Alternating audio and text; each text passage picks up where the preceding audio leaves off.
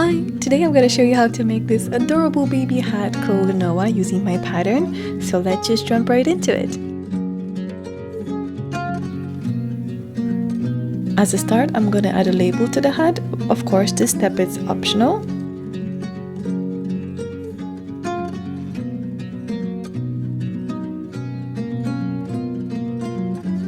To make the ears of the hat, I'm gonna sew the two pieces together around with 1/2 centimeter seam allowance, and then I'm gonna trim that seam allowance and then back them out. Of course, you can make a small thingy at the top. You don't have to attach the ears or just leave it without it. This step is completely optional. I just really think that with ears it looks extra cute. So then on the front panel, the one with the label, I'm just gonna place the position of the ears and then place the other hat panel on top of it and then pin them both together and sew them with 1 centimeter seam allowance.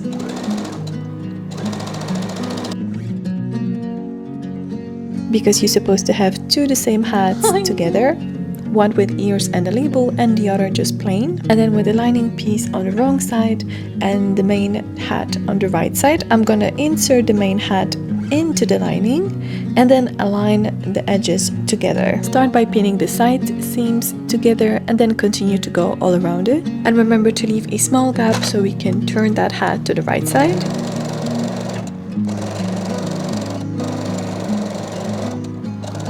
And after I'm done, I'm just gonna trim the seam allowance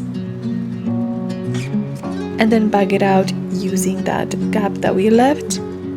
And then we need to top stitch that gap, so I'm gonna roll the fabric in my fingers and then I'm just gonna top stitch that gap.